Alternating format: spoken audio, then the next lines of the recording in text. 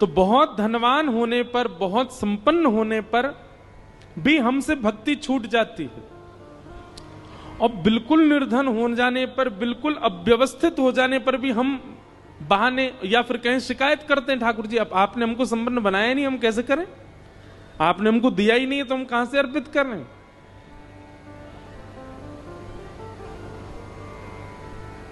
लेकिन इन दोनों स्थितियों में भी जो ठाकुर जी को विस्मृत नहीं करता, समर्पित रहता, ठाकुर जी उससे बड़े प्रसन्न रहते हैं। मीराबाई के प्रति प्रसन्नता का कारण ही इसीलिए था ठाकुर जी का, वो तो एक पूर्व जन्म की कथा आदि सब मिश्रित है, पर फिर भी मीराबाई के पास सारी व्यवस्थाएं थी, उसके बाद भी मीराबाई ने भक्ति को चुना। और उन्हीं मीराबाई की कृपा दृष्टि से वह गुण आया उनके भाई जयमल के अंदर। उनके ताऊ जी के बेटा थे जयमल, मीराबाई को अपनी गुरु स्वरूप में देखते थे। आज सुबह जयमल जी का चरित्र पढ़ रहा था मैं, तो श्री जयमल जी के चरित्र में आता है कि जब जयमल राजा बन गए मेड़ता के, तो उन्होंने एक नियम बनाया। बोले क्या? वो 4 घंटे बैठ करके ठाकुर जी की सेवा करते थे और नाम स्मरण करते थे नेत्र बंद करके। और उन 4 घंटों का नियम था कि चाहे आक्रमण हो जाए, चाहे ब्रह्मा जी आ जाए, चाहे दुनिया का कोई व्यक्ति आ जाए, इन 4 घंटों के बीच में यदि किसी ने भी जाकर के जयमल को छेड़ा या जयमल को उठाने का प्रयास किया, उसको मृत्यु दंड मिलेगी। ठाकुर जी की सेवा के बीच में कोई जयमल को छेड़ता नहीं था। पूरे राज्य को पता था इतने बजे से लेकर के इतने बजे तक, इस काल से इस काल तक हमारे राजा जो हैं वो सेवा में रहते हैं ठाकुर जी की में। चाहे दुनिया इधर उधर हो जाए, जयमल की भक्ति नहीं इधर उधर होती थी। ऐसा कठोर नियम उन्होंने बना लिया। इसके 2 कारण थे। पहला कारण यह था कि जयमल अपने नियम के प्रति बड़े सजग थे, और दूसरा कारण यह कि इस नियम की वजह से ना जाने राज्य के कितने लोगों के अंदर यह भाव आया, जब हमारा राजा 4 घंटा बैठ के भजन करता है, हम भी 4 मिनट कर लिया करें। 4 घंटा वो ठाकुर जी को समय देते हैं अपने पूरे जीवन को, इतने संपन्न होने के बाद भी हम 4 मिनट नहीं दे सकते। तो जयमल की देखा देखी राज्य में कई लोगों ने नियम बना लिया, किसी का 1 घंटे का, किसी का 2 घंटे का। यह भी एक तीसरा लक्षण है कि आपके नियम को देख करके, आपके भाव को देख करके किसी के मन में भाव उत्पन्न हो कि मैं भी सेवा किया करूं, तो भी ठाकुर जी प्रसन्न होते हैं। एक बार की बात है कि जयमल के पड़ोसी राज्य के एक राजा, वो जयमल से बहुत द्वेष मानते थे। उन्होंने बहुत बार प्रयास किया जयमल जी के ऊपर आक्रमण करने का, पर जयमल बड़े योद्धा थे, बड़े वीर थे, नहीं कर पाए। तभी उनको किसी ने जाकर के बताया, बोले जयमल राजा का एक नियम बताया आपको? बोले क्या? बोले वो 4 घंटा के लिए ठाकुर जी की सेवा में जाते हैं, और जितनी देर वो ठाकुर जी की सेवा में जाते हैं उतनी देर नियम है, कोई उनको जाकर के छेड़ नहीं सकता, कोई उनसे कुछ बोल नहीं सकता।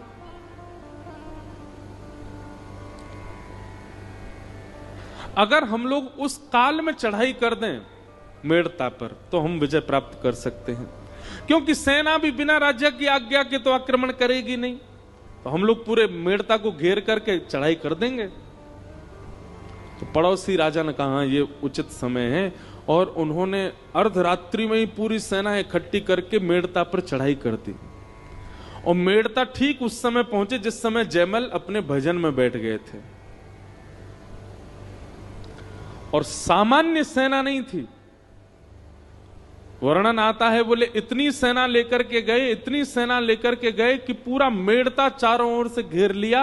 इतने मेड़ता में जन नहीं रहते थे जितनी सेना ने आकर के मेड़ता को घेरा। मेड़ता को घेर लिया और बस आक्रमण करने ही वाले थे, चढ़ाई करने ही वाले थे, कब्जा करने ही वाले थे। यहां मंत्री, महामंत्री, सेनापति आदि सब दौड़ने लगे, क्या करें। बोले ये तो वही काल है, राजा हमारे भजन में बैठे, बीच में विक्षेप डाल नहीं सकते। तब सबने जाकर के जयमल की माता जी राजमाता से जाकर के कहा, आप कोई निदान बताओ। राजमाता को अधिकार है, राजमाता को अधिकार है कि वो जयमल के भजन के बीच में जाकर के जयमल से कुछ बात कर सकती है। राजमाता ने कहा, रुको मैं जाकर के बात करती हूं। तो जयमल अपने साधना में बैठे थे, भगवान की सेवा आदि करके, पूजा निवेदन करके, श्रृंगार आदि करके, नाम जप करके, इत्र की सुगंधी फैली है, सुंदर दीप जले हैं, और जयमल नेत्र बंद करके ठाकुर जी का मानसी चिंतन कर रहे हैं। तभी राजमाता ने जाकर के कहा, पुत्र जयमल, हमारे मेड़ता पर पड़ोसी राजा ने चढ़ाई कर दी है, चारों ओर से सैनिकों ने घेर लिया है। तुम्हारी आज्ञा के बिना हम कुछ कर नहीं पाएंगे। तुम्हारी साधना ना छूटे, तुम्हारा भजन ना छूटे, ये हमारा प्रयास है, पर कुछ तो आज्ञा करो। अरे कुछ नहीं तो केवल आक्रमण ही बोल दो, मंत्री, सेनापति, महामंत्री सब संभाल लेंगे। जयमल जी ने बाकी बात तो नहीं सुनी, केवल इतना सुना कि मेड़ता को पड़ोसी राजा ने घेर लिया है।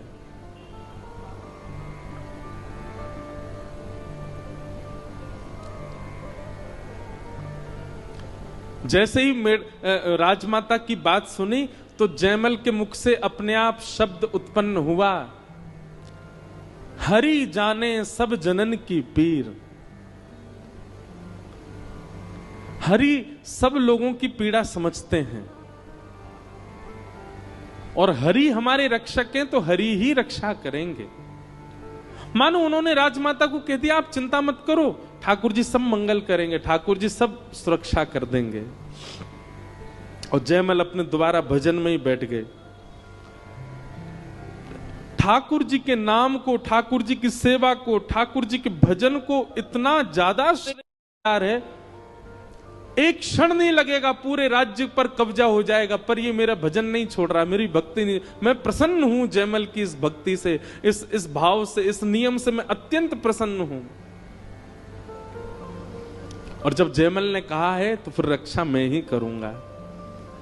और इतने में ही श्याम वर्ण के प्रभु श्री राम पीली पीतांबरी पहने, गले में सुंदर वैजंती माला पहनी है, सुंदर कुछ आभूषण पहने हैं, सिर पर मुकुट पहना है, एक राज योद्धा की तरह कवच धारण करके, अपने कंधे पर धनुष लेकर के, बाण सजा करके तुरंत गए और जाकर के जयमल के ही अश्व को, जयमल के ही घोड़े को, जिस घोड़े पर बैठ करके जयमल युद्ध करने जाता था, उस घोड़े पर प्रभु श्री राम जाकर के बैठ गए और ना जाने कैसे राजभवन के ऊपर छत पर ले जाकर के उस घोड़े को खड़ा कर दिया।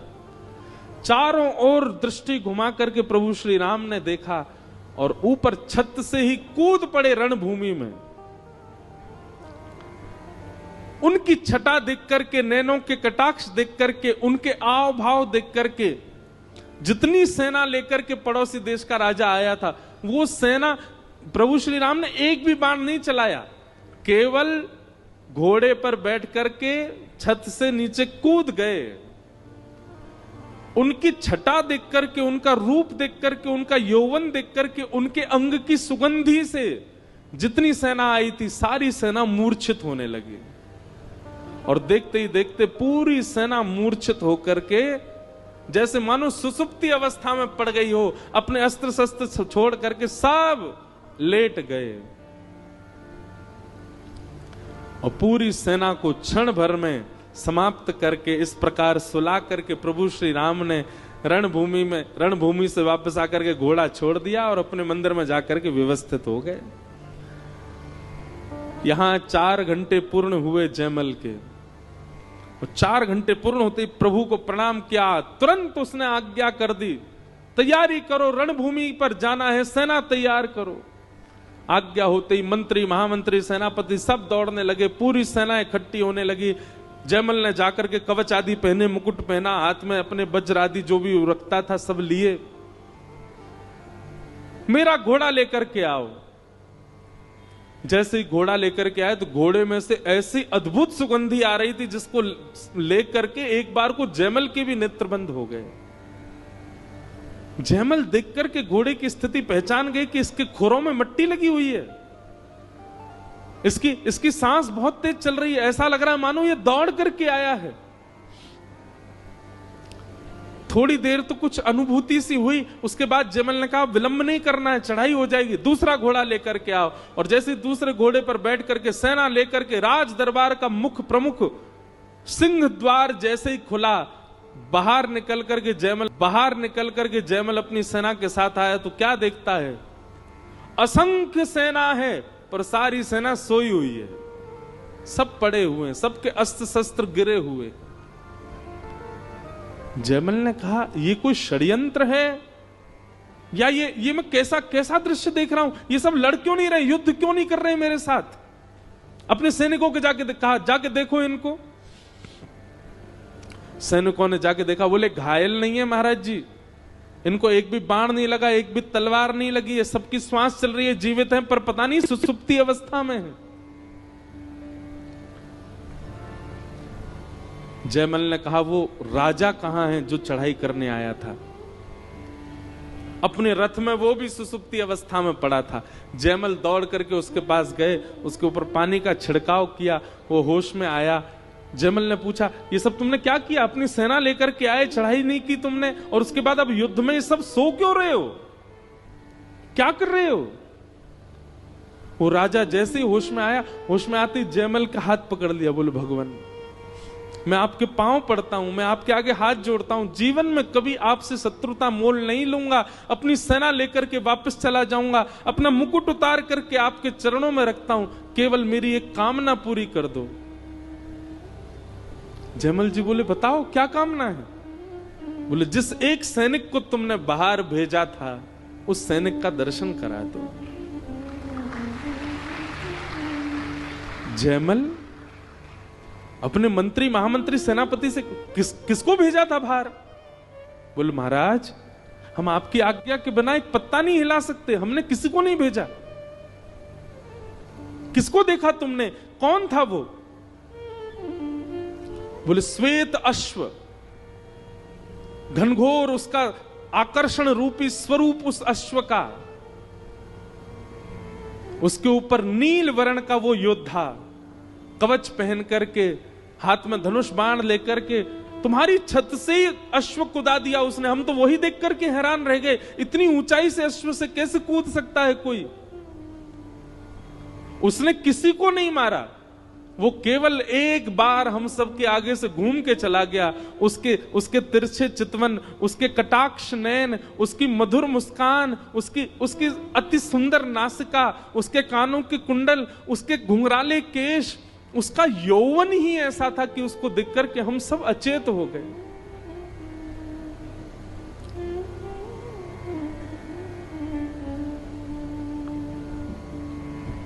एक बहुत सुंदर, मुझे अब ये याद आ जाते हैं पद, इसलिए क्षमा करना। सरस मां पद है, ठाकुर जी कैसे हैं। बिहारी तेरे चितवन काम कटारी, बिहारी तेरे चितवन काम कटारी। बंधुओं नेत्र बंद करके दर्शन करो, श्याम वर्ण के ठाकुर जी, पीली धोती पहनी है, बिल्कुल योद्धा की तरह तैयार हुए हैं। नन्हे से ठाकुर जी हैं, कवच पहन करके, धनुष बाण हाथ में लेकर के, अपने कटाक्ष नेत्रों से केवल दृष्टि घुमा रहे हैं। उनकी दृष्टि घुमाने मात्र से जिस पर दृष्टि पड़ती है वही घायल हो रहा है। बिहारी तेरे चितवन काम कटारी, बिहारी तेरे चितवन काम कटारी, हाँ बिहारी तेरे चितवन काम कटारी। जयमल से वो राजा यही भाव कह रहा है, पता नहीं तुमने ऐसा सैनिक भेजा उस सैनिक की तो मुस्कान, उस सैनिक के तो कटाक्ष, उस सैनिक का हंसना, बैठना, चलना, अरे घोड़ा पे उछल उछल के जा रहा था, हम तो उसी से ही घायल हो गए। चरणों में गिर गए, हे जयमल राजा कुछ नहीं चाहिए, जीवन भर तुम्हारे गुलाम रहेंगे, ये मुकुट उतार के चरणों में धर देंगे, एक बार उस सैनिक से मिलवा दो।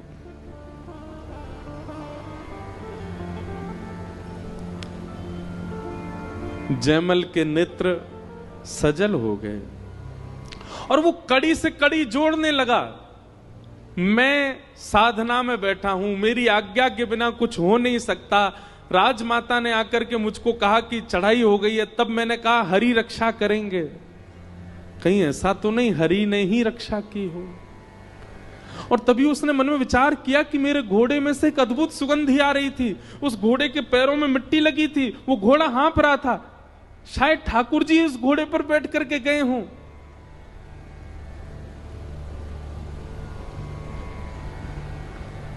जयमल तो बेचैन सा हो गया, उल्टा चरणों में गिरने लगा उस राजा के और सब सैनिकों के हाथ जोड़ने लगा, पैर पूजने लगा, बोले ले जाओ मेड़ता को, अपना लो, स्वीकार कर लो, ये आपका है नाथ। वो राजा बोले ऐसा क्यों कह रहे हैं आप? बोले अरे भगवान, वो कोई सैनिक नहीं आया था, वो कोई सामान्य व्यक्ति नहीं था, साक्षात जगत नियंता, जगदाधार, त्रिलोकीनाथ प्रभु श्री राम ही आए थे। मैं तो भजन करता हूं 4 घंटे, मैं तो साधना करता हूं, पर कभी प्रत्यक्ष नहीं देख पाया। धन्य है आप लोग जो आपने उनका प्रत्यक्ष दर्शन किया।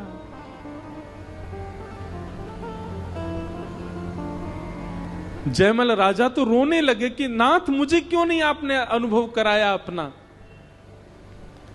वापस अपने भवन की ओर जा रहे थे, सैनिकों से पूछते जा रहे थे घोड़ा कहां घुमाया था उन्होंने। सब बता रहे थे देखो ये उनके यहां घोड़े घूम रहा था, यहां पर थोड़ी देर रुके थे, यहां पर ऐसे करके उन्होंने देखा था, यहां पर उन्होंने अपनी भुजा उठाई थी, यहां पर उन्होंने धनुष बाण चलाया नहीं, बस हमको डरा रहे थे धनुष बाण दिखा दिखा करके। जयमल उस पूरे पथ को देख रहा है जहां ठाकुर जी घूम के गए। तभी जयमल को स्वर्ण के कुंडल मिले और उस कुंडल को जैसे जयमल ने देखा, वो जयमल के निज ठाकुर जी जिनकी जयमल सेवा करता था उनके ही कुंडल थे। अपने मस्तिष्क से लगा लिए, संपूर्ण रज को इकट्ठा करके अपने माथे से लगाया। अंदर गए, भवन में जाकर के मंदिर में जैसे ही अपने ठाकुर जी को देखा, श्री ठाकुर जी मूर्तिमंत खड़े हैं, मंद मंद मुस्कुरा रहे हैं। तभी जयमल ने कानों की ओर देखा तो एक कान में कुंडल था, दूसरे कान में कुंडल नहीं था ठाकुर जी के, और प्रमाणित हो गया कि ठाकुर जी ही गए थे। उस दिन से तो और अथाह भक्ति हो गई जयमल की, और जो राजा अपनी सेना लेकर के चढ़ाई करने आया था वो सदा के लिए मेड़ता का दास बन गया और जयमल का दास बन गया, सदा के लिए उनकी सेवा में लग गया।